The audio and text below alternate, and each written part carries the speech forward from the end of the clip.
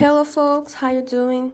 This is Vitória Farias. I am an international relations student and I'm going to explore, together with my group, one of Anderson Benedict's most notorious book, Imagining Communities, Reflections on the Origin and Spread of Nationalisms, published in 1983. For this podcast, we will analyze the texts from pages 5 to 22. In addition to me, Beatriz Corcino, Du Dias, Mariana Rosas, and Allana Souza are participating in the podcast. First, let me introduce you to the author of the book in this podcast, Benedict Anderson. Benedict Anderson was born in China in 1936. He is one of the most celebrated scholars in the field of political science and international relations. He began his career by moving to the U.S., having been raised in California. Benedict received a BA in Classics from Cambridge University, England, in 1957. There, he developed an immense interest in Asian politics and later enrolled in the Indonesian Studies and Political Science program at Cornell University. In 1983, the publication of Imagining Communities, Reflections on the Origin and Spread of Nationalisms established Anderson's reputation as one of the leading thinkers on nationalism, turning the study into a classic. In his most notorious book, Anderson theorized the development of nationalism and identified the construction of an imaginary community. This term explains the horizontal camaraderie that people who don't know each other often develop around a collective. Despite the difference, these people are united by virtue of shared beliefs, culture, and traditions. The political scientist also inquires into the prospects of nationalism in the face of globalization. Anderson died in December 2015 in Indonesia. Well, before starting Chapter 1, Cultural Roots, Anderson makes an attempt to describe the concept of nation. However, for this, I have to point out, it's necessary to observe three paradoxes. First, the objective and concise characteristics in the eyes of historian versus the subjective conception of antiquity of nationalism in the eyes of nationalists. Second, the formal universality of nationality as a socio-cultural concept versus the particularity of its concrete effects. And third, the political and social power of nationalism versus its philosophical incoherence. In overall, what the author highlights is the inconsistency of nationalism as a theory. Since the origins of its concepts are poorly formulated, instead, what is suggested is the interpretation of this concept, not as ideology, but as something closer and more singular, like kinship or religion, where feelings are not consistently based on logic. So Anderson defines the nation as being a political, imagined, limited, sovereign community. The nation is imagined because even though the members of the population don't know each other in totality, they are surrounded by a sense of fellowship and camaraderie. It's also limited because even the largest of nations has boundaries and borders.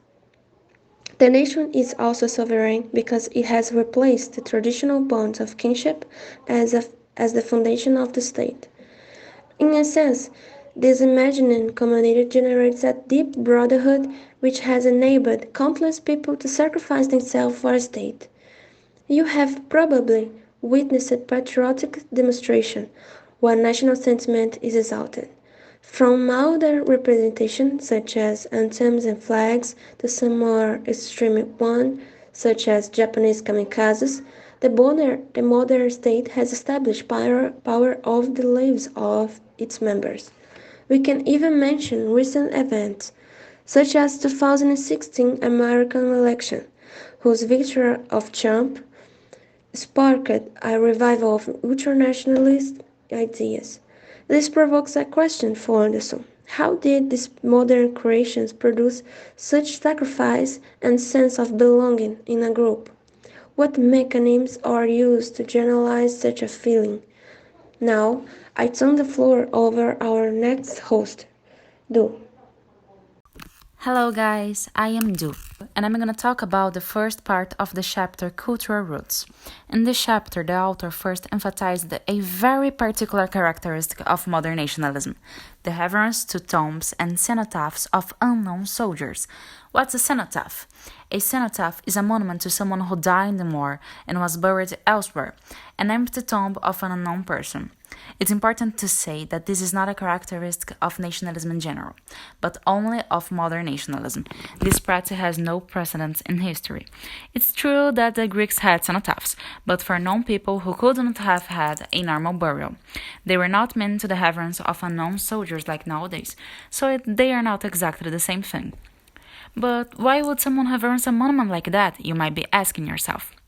Because they are full with national images, despite of how empty they literally are. To make it clear, can you imagine a cenotaph of an unknown Marxist or liberal being reverenced? No, right? That would be completely absurd. That's because those political ideologies are not as concerned with death and immortality as religion and nationalism are. But what does religion have in common with nationalism?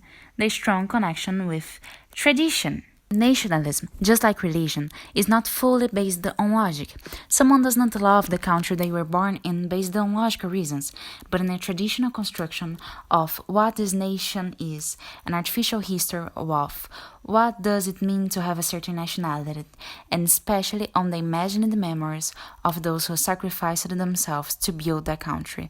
That's why those moments are so important. What does it all mean? It means that the cultural roots of nationalism are strongly connected to death. Then, Benedict introduces another point. If the modern nationalism was created during the Enlightenment era, why is it so like religion?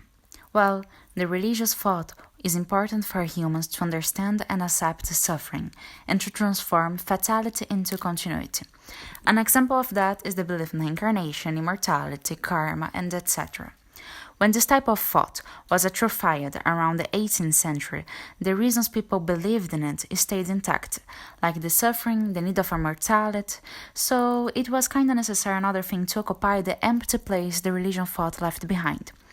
The idea of nationalism suited just perfectly.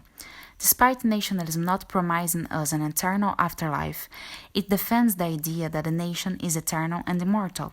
It turns chance into destiny. It's important to clarify a few things. Benedict is not saying at all that nationalism appearance in the 18th century is only due to the fall of the certainties that the religions thought guarantee, nor that the nationalistic thought will ever overcome and supersede the religion's beliefs and faiths. The point of view that he is defending is that for nationalism to be understood, we might analyze it as a cultural construction based on tradition, not as a rational political ideology. The nationalistic thought is held by sacred symbols, like cenotaphs and tombs and epic martyrs and historical myths. It's the idolatry to imagine the nation. To illustrate how sacred those nationalistic monuments are, I'd like to talk about an episode of Black Mirror, Hated Nation. This is one of my favorite episodes, and this is actually one of my favorite series too. In this episode, the most hated people online, who are the most named on the hashtag #DeathToo, are being mysteriously killed. The first victim was a woman who made fun of a suicide online. The second victim was a rapper who was rude to a young fan. And the third one on the list was Holly Dempsey, a young woman who was being hated because of a picture she posted. In this picture, she simulates to pee in a war memorial, which was enough for thousands of people to wish her death online, showing how sacred that monument was to that nation. No more spoilers. In real life, the public reaction to such a picture would not be so different from what's shown on the Netflix series. It proves that making fun of a war memory is viewed as a sacrilege, what means that the nationalism is very like religion, just like Benedict said. In conclusion, the nationalistic thought has the same basis as the religious thought. It's based on tradition, not an rational point of view. Now, I'd like to introduce you to Allana. Hi guys, my name is Allana and I'm going to talk about religious communities and their languages. As Edu mentioned before, religion and nationalism are not entirely based on logic, at least because no logic explains faith or radical feelings of belonging to a land. These are 2 points that cross each other a lot in certain communities. The author highlights the fact that colonization and the changes brought about by such a situation, such as the religion of the colonizers being forced upon colonized people to dominate their territory and their mind, making them forget old beliefs and degenerate due to the distance from their origin. However, it is not only colonization that brings about this cultural exchange between people. He mentions the greatness of Christianity influencing all of the continents and the Islam of Morocco and distant archipelagos, the Sri Lanka Buddhism for the Korean Peninsula.